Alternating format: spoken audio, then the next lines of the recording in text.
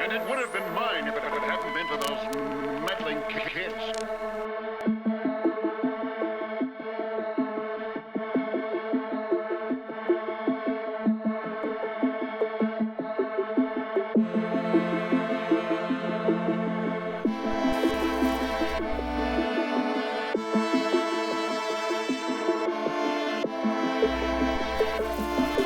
Pretty much street football is the purest form of football out there.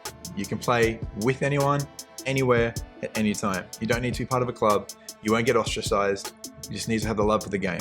And that's all it ever has been. That's what drew me to it. That's what drew all my players to it. That's what caused me to build this organization. And it's led to some really cool things. It was really easy, yeah, very easy to identify with that. It was seriously, it was a TV show just waiting to happen.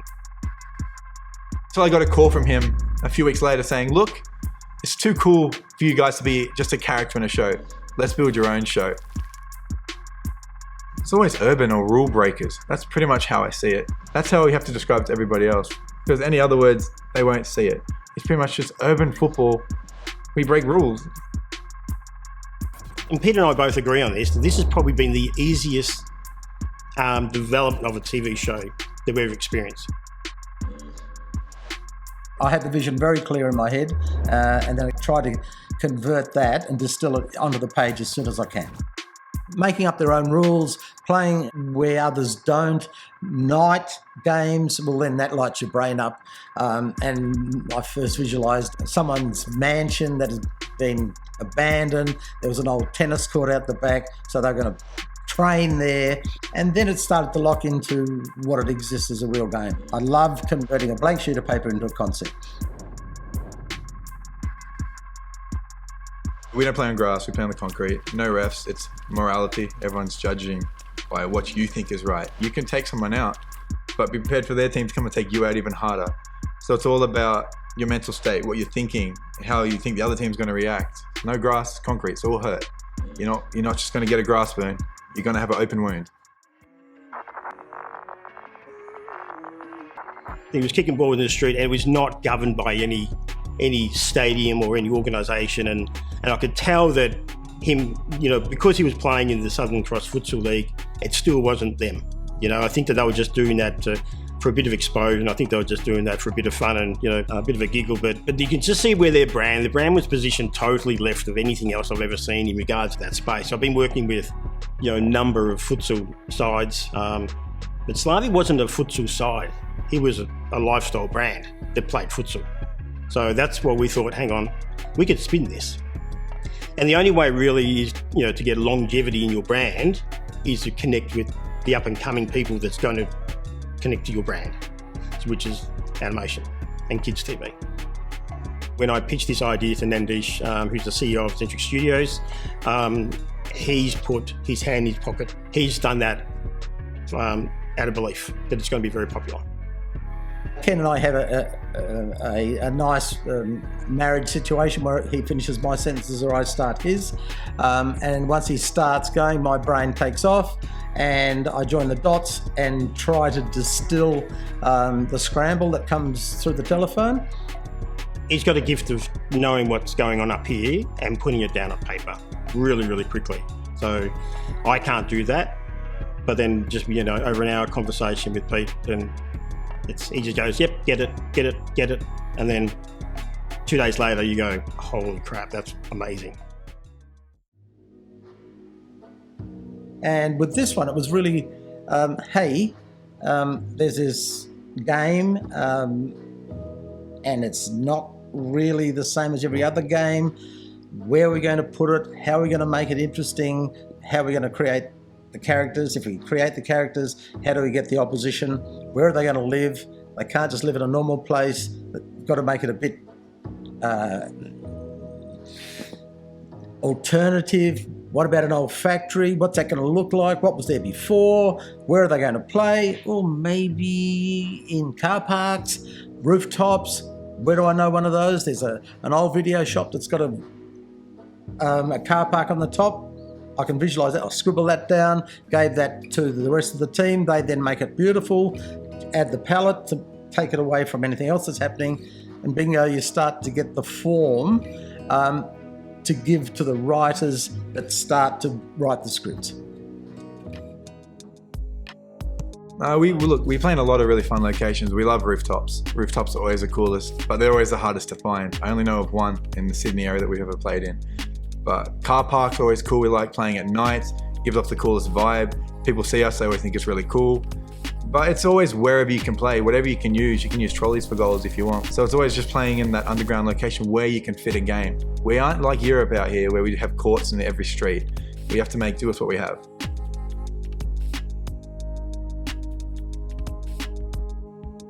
You know, I think that we wrote one show. Well, I think we wrote the premise of the show over an hour phone call, and we just went yes, yes, yes, yes. That's how easy it was, because it was just so obvious. You know, like kids playing football on the streets. Anyone can identify with that. Anyone, any socio-economical demographic can play. Just need a ball, and that's what we really loved about it. And that's why when you look at the vision later on, like that we. You know, a lot of our stuff is played at night, played in the shadows of the day, played behind the scenes. That's what it's all about.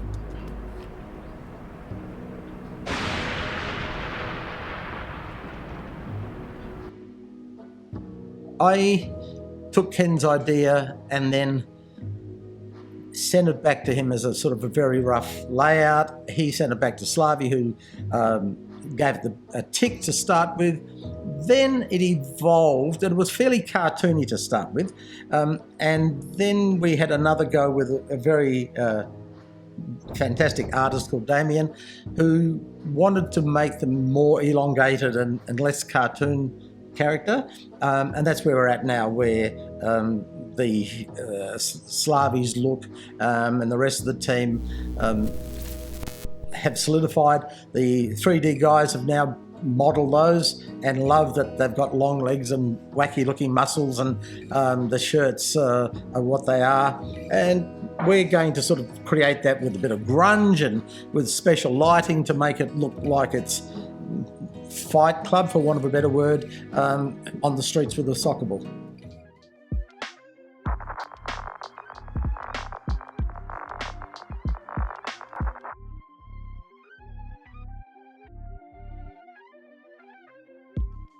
When I formed SSC, it was around 6 years ago. We've been through numerous different rosters of players that just didn't fit. But recently we built the new SSC. It's felt so right. We have the right cohesion, it's the right community. It all just fits. The first person that's been a part of that was Savas.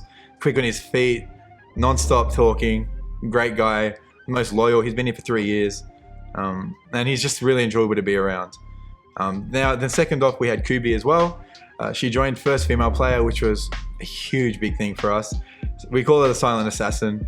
She's the one who'll break the rules, but you wouldn't think so if you look at her. She'll beat all the guys too, so don't be shy. Don't be caught off guard if you see that. That's quite normal. We then have Ro.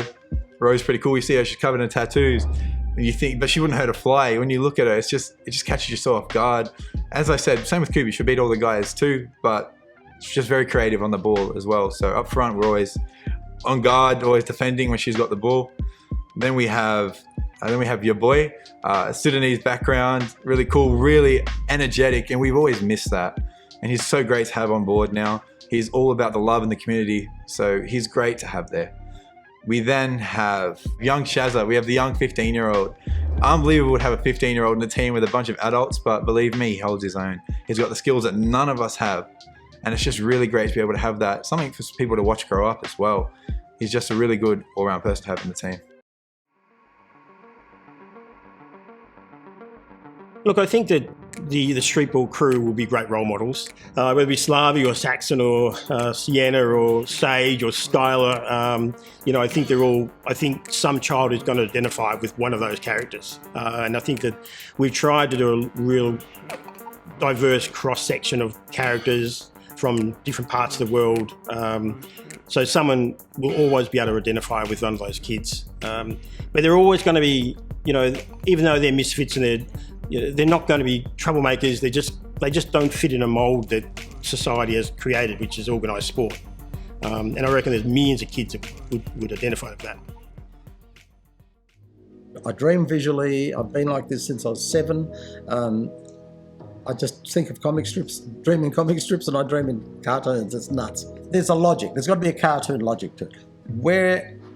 Who are the characters? What's the universe they live in? What's causing them to do what they're doing? How do they escape from something or other that's going on? Is there a headquarters, and is there a baddie? Now, do we need a baddie? Is the opposition the baddie?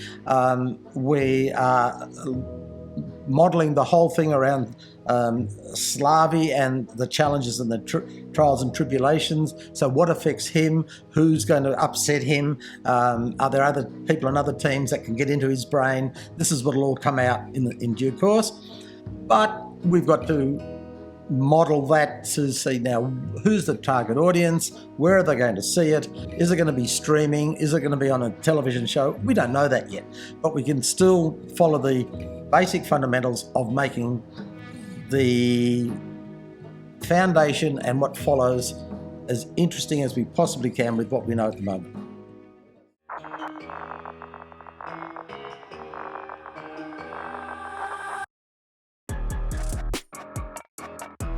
To join the team, it's interesting because even my own methods are hypocritical in how I pick players up. It's either I like you, so that's the first thing. I don't care how good you are, if I don't like you, you're not going to fit. If you're not good to other people, you're not going to fit. I need to know, since this game is built on morality, I don't want people that are in here that are going to go and hurt other teammates or aren't going to care if our own teammates get hurt. So first of all, I want a good person, but yes, you need to be an amazing player. That's the second one. And to be honest, that's pretty much all there is. As long as you put us first, I guess that is the third. We'll go loyalty. But that's it. It's loyalty, being a great player, and having a great attitude. And that's towards this. I don't care if you don't like outdoor soccer, that's actually preferred, but that's just how we sort of do things here. Seem to identify holes in the market somehow. You know, I just seem to know there is a gap, and then and try to fill that gap. So I've always been in marketing. I've done a degree in marketing, business management. Like that's been my thing. But finding and identifying holes in the market is something else. And Peter and I were talking about there's really no children's properties for sports, for kids sports. And so that's why we've done, we've got cricket, golf, futsal. We're doing a futsal show, and streetball. So streetball and our footsie show are two different demographics altogether. But streetball for me it's one of my favourites. As I remember it, basically Ken and I started going, what about this, what about that? I like that, let's keep going. Oh, we've got the house, we've got the warehouse, uniforms, the balls have to have skulls on them. If you look at a soccer ball, it's got black holes which could become eyes for a skull and a mouth. So let's start moving with that idea. Maybe that should be on the logo. So we scribbled out a brochure. I gave that to Ken. Ken, in the meantime, had told Slavi, this is our idea. Slavi kept saying yes, yes, yes. And then we presented him with the brochure. Bang. And normally that could be a company executive or someone else who says, can we make their outfit green? Why have they got shoes on that don't match? Or can we have the socks up? There's none of that happened. So we were able to go very, very quickly to the end result, which then has to go much, much further as you start going out to the world. So when I started seeing all the previews and the drafts, blew me away. I remember showing my mum straight away, and she said, can I please show this to all my friends? This is amazing. I looked at the character and I thought, oh my God, I have to keep up with this character now. He's so much cooler than I actually am. I've even cut my hair, so it's my character now. So Ken's really put a lot of pressure on me. Ken and Peter, I have to keep up with this. So no, character's amazing. Preview is fantastic. They really understood the vision better than I did. So when I started seeing this all come together, and I've seen storyboards, and I've seen, a bit of a playthrough, it's unbelievable. Honestly, what I believe Ken saw was that we knew what we were doing. We were so different. There's so much personality in what we do and so much creativity that we stand out from other teams, we stand out from other sports. I think Ken, working in animation and cartoonist and shows his whole life, he would have noticed that there's some spark to us. And I think that's what stood out to him. I think it's just the overall image that he could see around this. He could see a show. He could see people dying to want to be a part of this. And they really will die to want to be a part of this, you know? I'm proud of being a part of this series because I think it is going to be exciting. I'm not talking about successful, I just think it's going to be a fantastic journey. Look, the success will take care of itself. When you've got people like Slavi and the crew, you know, to work with, yeah, I think it's a good recipe.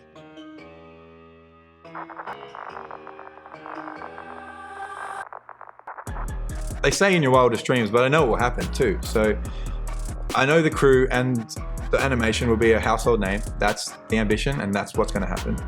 It'll be a household name. Every kid will grow up talking about streetball, and that's the coolest thing. And then by association, SSC will be part of that as well. That's the overall vision. I want everyone to know who we are. If you think outdoor football, you look at the Manchester Uniteds, the Manchester Cities, the Paris. But I want, when people talk about football, I don't care if they're talking outdoor or street or futsal. When they list the best teams in the world, I want our name up there. And it's not about having the best players in the world, because I'm sure if we go up against Paris, there'll be a ridiculously huge scoreline in their favour. But you put them on the streets against us, it'll be quite different.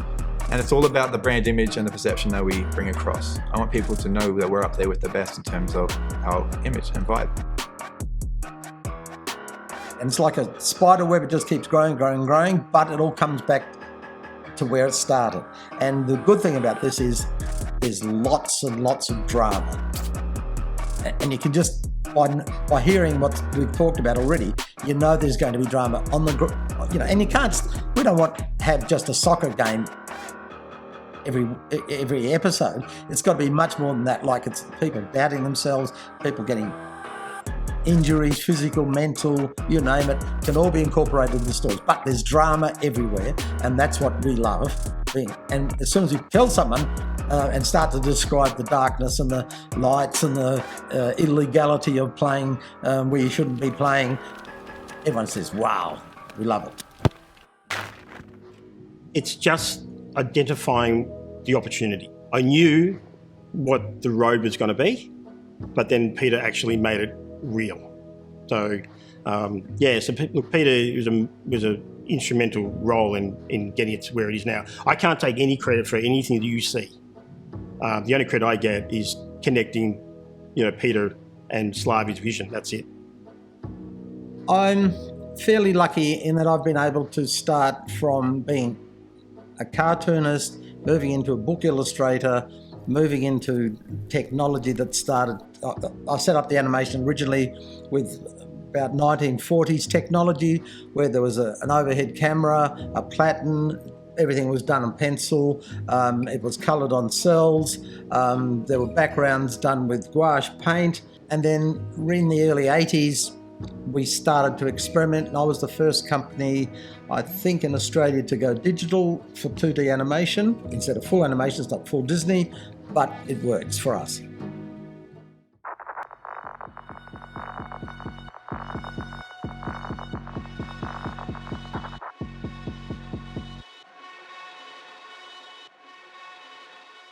I've always been into sports. When I was 15, I actually quit soccer. I was only a soccer player. I was coached by my dad till I was the age 13. You could say that's favoritism, but the moment he stopped coaching me, I stopped falling in love with the game. Had some bad coaches left. I played tennis, played for a year, lost to a 13-year-old girl, quit, and went back to soccer. So that's sort of how the transition works. Didn't really enjoy soccer again. Left that, built street football. And I've loved it ever since. Probably because I don't have to take advice from anybody.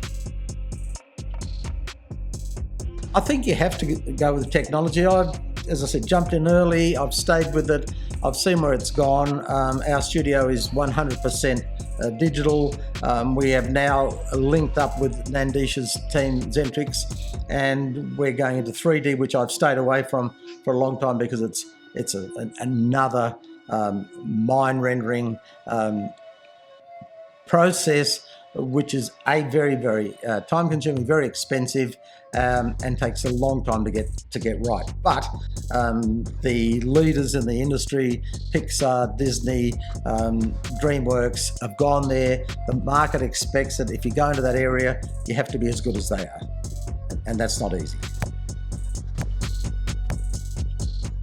Knowing you have the right team is hard because it's taken 6 years, and now I know I have the right team. Knowing you have the right team comes from 6 years of failures with who you had prior. People that just want you for the money, people that just want you for the free brand deals, people that want this for a weekend so they look cool. Now we finally have the people that we all get together well. The vibe is fantastic. We all care about each other. We're all good players and we all have trust in each other. That's the main thing. It's the trust, it's the loyalty, and it's the community vibe. And that's how I know I have the right team. They didn't have to be the best players in the world. Luckily, in terms of street football, I'm pretty sure I do have the best team in this country.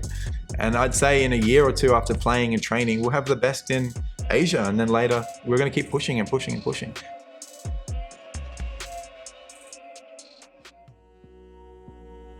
For us to see a project and tick all the boxes is really simple. You know, like it's just going to have multi-layered. It's got to identify to an audience. But the beautiful thing about it is actually they're real. You know, we have half the TV shows, most of the TV shows we make up, they're all fictitious characters. These guys, even though the characters in the show aren't actually the characters in SSC, but they're still real. You know, and I think that's the attraction. That Slavi's real. And animated Slavi will be bigger than Slavi. I got to keep up with this animation. You got to understand that. I got to keep up with Slavi because if we had like Instagram accounts of both of us, I guarantee he'd be well up above me. So I really got to keep working.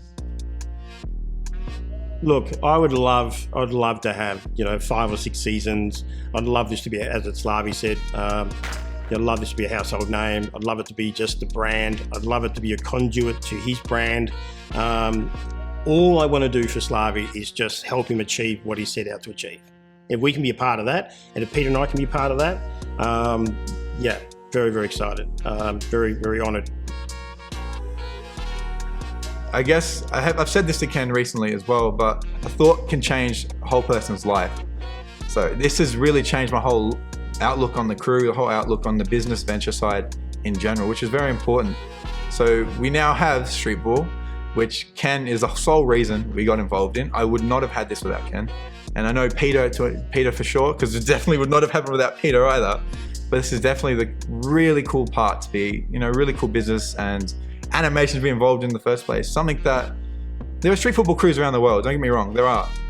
But none of them are going to get to have this opportunity. And that's the coolest thing in the world. And I was just really thankful that, Ken reached out and said, let's do this because this is amazing. And where this is going to lead, it just blows my mind.